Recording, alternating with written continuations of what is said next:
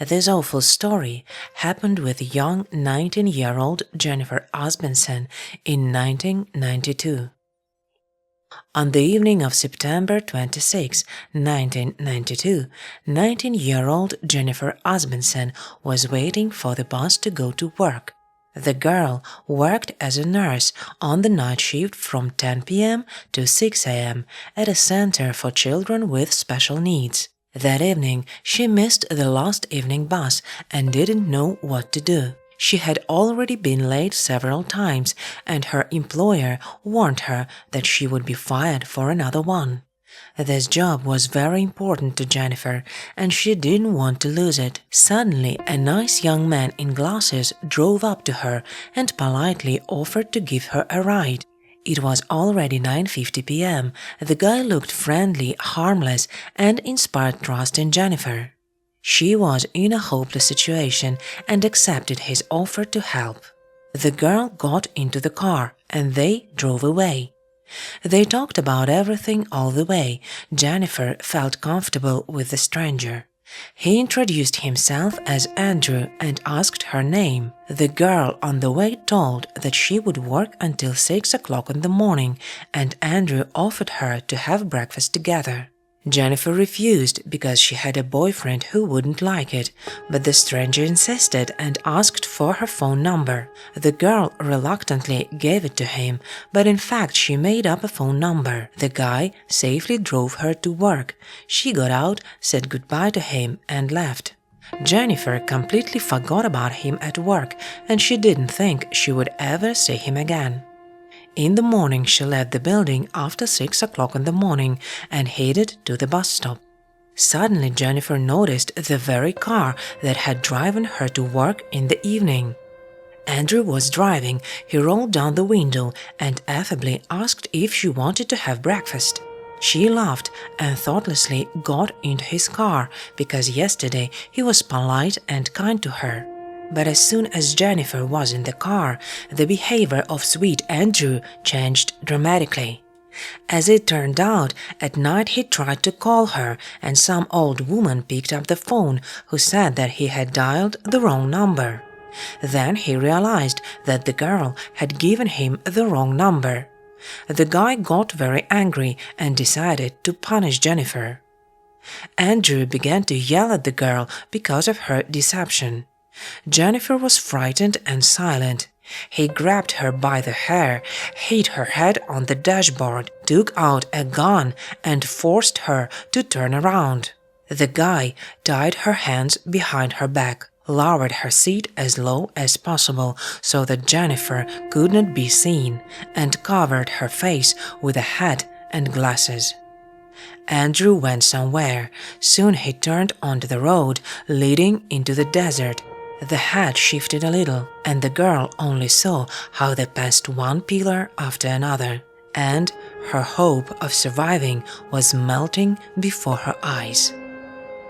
Jennifer tried to talk to him to find contact and then wanted to ask the kidnapper to let her go. But Andrew ordered her to shut up. The girl was sure that she was finished, but this was only the beginning of her fight for life. After some time, the car stops. Andrew takes a large knife and begins to cut the girl's clothes and underwear. She screams and tries to resist, but he is stronger and acts confidently as if he had done this many times before. Andrew stuffed the girl's underwear into her mouth. He begins to strangle Jennifer. She turns blue, then turns red. At the moment when the criminal strangled her, the only thing Jennifer could think of was that she was in hell. And his eyes were black, and there was absolute evil in them. She thought that she was looking into the eyes of the devil. He failed to rape the girl. Then he forced her to say that Jennifer loved him. She obeyed, muttering words through the gag, but he was unhappy and began to strangle her hard. The girl felt sick. She could neither inhale nor exhale. She closed her eyes in fear. The girl did not want his face to be the last thing she saw in life. Jennifer at some point lost consciousness. She woke up when Andrew began biting her neck and screaming in a fit of rage. Then he got out of the car, climbed into the trunk, and pulled out a bag of knives. At that moment, Jennifer realized that he was going to finish her off. She was overcome with fear. The adrenaline jumped, and she jumped out of the car and ran away from it. Suddenly, the girl felt a sharp pain in the back of her head. Andrew hit her. She fell, and the guy grabbed her and dragged her back to the car. He stuffed her into the trunk and said that he would kill her. Then got behind the wheel and drove somewhere. The girl at that moment felt complete despair. She had no more hope to survive, and she began to pray. Jennifer thought that life was so short and she did not want to die today. At that moment, she felt a surge of strength and tried to untie her hands.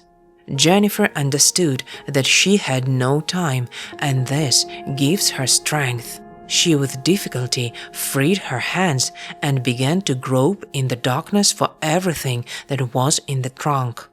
Jennifer felt the lever and opened the trunk, but Andrew noticed this and stopped the car. He came to the trunk and slammed it harder. The girl hid her hands behind her back, and the kidnapper did not realize that her hands were untied. He got behind the wheel again and wanted to leave, but the car got stuck in the sand. The wheels were spinning, but the car was not moving. Jennifer understands that this is her chance. There may not be another one. She pulls the lever. The trunk opens. The girl jumps out of the car and starts running with all her might. When she looked back, she saw that Andrew was chasing her with a machete in his hands. The girl did not stop, but ran faster and faster. Her life was at stake, and she was not going to give up. Jennifer ran out onto the road, stopped the car, and begged the driver to help her. The man behind the wheel saw Andrew approaching the car with a machete, whereupon the driver locked the door and drove away, leaving Jennifer alone with the criminal. Meanwhile, two other men were driving their car in the middle of the desert in California. Jennifer saw the car and ran towards it as fast as she could.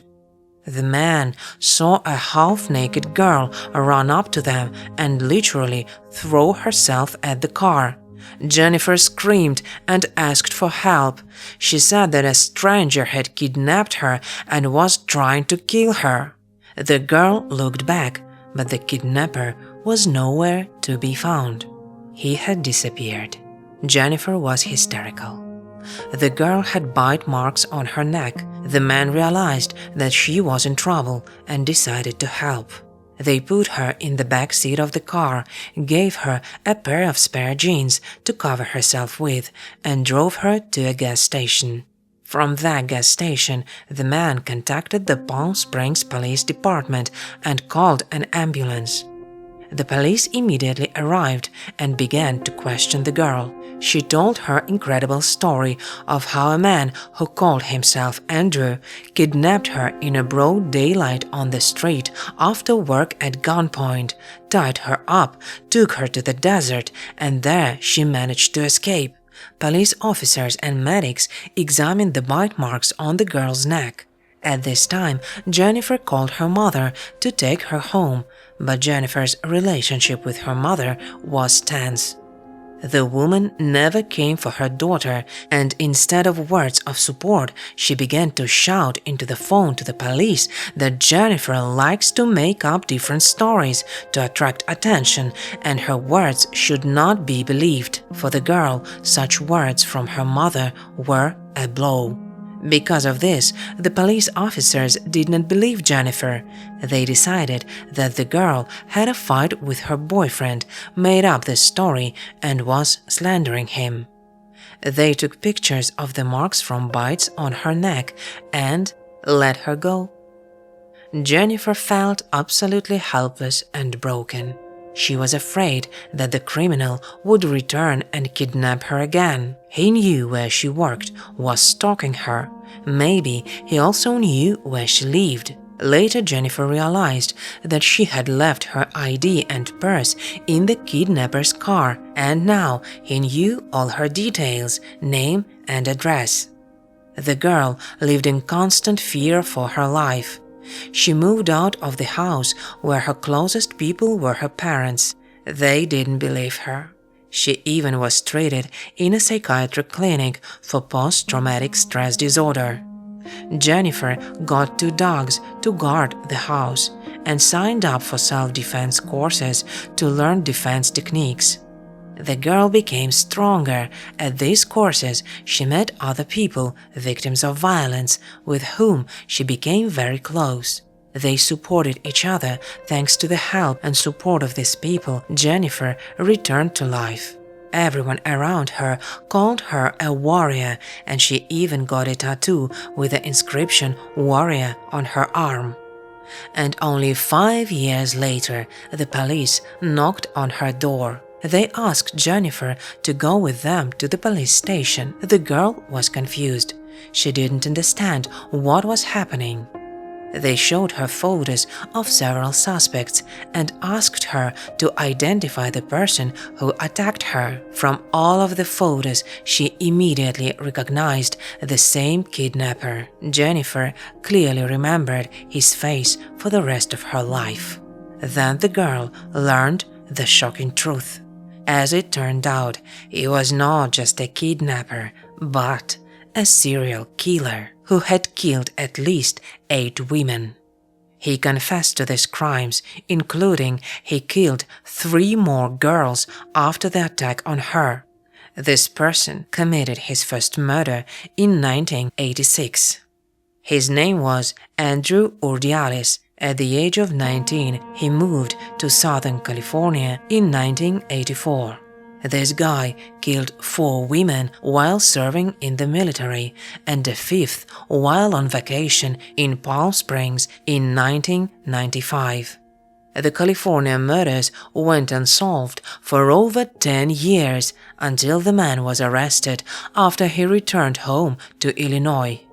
Police stopped his car in 1996, found an unlicensed gun in his pickup truck. It turned out to be the same gun used to shoot 3 women in Illinois. Andrew was arrested. He confessed to the crimes and even said that one of the victims had escaped. He thought he was done for and would be arrested, but they did not come for him, and killer, feeling impunity, continued his crimes. Jennifer is the only one of Andrew's victims who survived. It was a shock for the girl, but she was glad that this monster was finally behind bars. The police asked her to testify at the trial against him. Her testimony would be crucial. Jennifer was afraid to meet him face to face. It was the biggest fear in her life to see him again.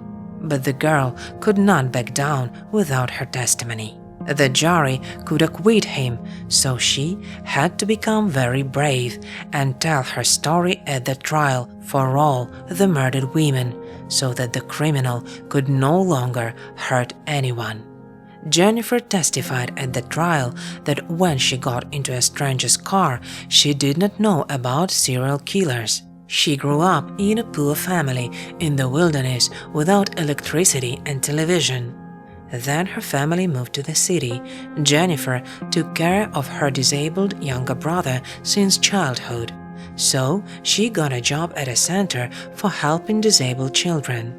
She was very kind and even naive and did not realize how dangerous it could be to get into a stranger's car. Jennifer believed that her prayers were heard and God sent her those men in the car who saved her. Andrew confessed to the crimes, but due to the insanity, a psychiatric examination showed that he was sane and capable of appearing before the court. The lawyer stated that the mental illness of the defendant appeared due to the fact that he was subjected to physical and emotional abuse by his parents, sexual abuse by his sister and cousin. The accused since childhood was a loner in life. At school, no one wanted to be friends with him, and he was considered an outcast due to strange twitching of the body. And also, he was unlucky in his personal life, and he was offended by women. The killer had 3 trials in different states, so Jennifer had to testify against him 3 times in different states, 3 times faced to her fear. He was sentenced to death twice in Illinois in 2002 and 2004, where he killed 3 women. But the criminal escaped capital punishment both times. The first time when the sentence was commuted to life in prison without parole, and the second time when the state abolished the death penalty. Then Andrew Urdialis was extradited to California. In 2018, the trial began in the state. He was charged with 5 murders and the kidnapping of Jennifer. The 53-year-old criminal was convicted and sentenced to death. He was transported to San Quentin, where a week later, on November 2, 2018, he hanged himself. Jennifer believes that his evil turned against him. Jennifer did not break down. She moved to Los Angeles, got married, gave birth to a daughter, and is happy in life. Jennifer even wrote a book called The Girl in the Treehouse, in which she described all the horrors of that day. Our video has come to an end. If you want to see more interesting content, subscribe to our channel and press the bell to not miss the new release.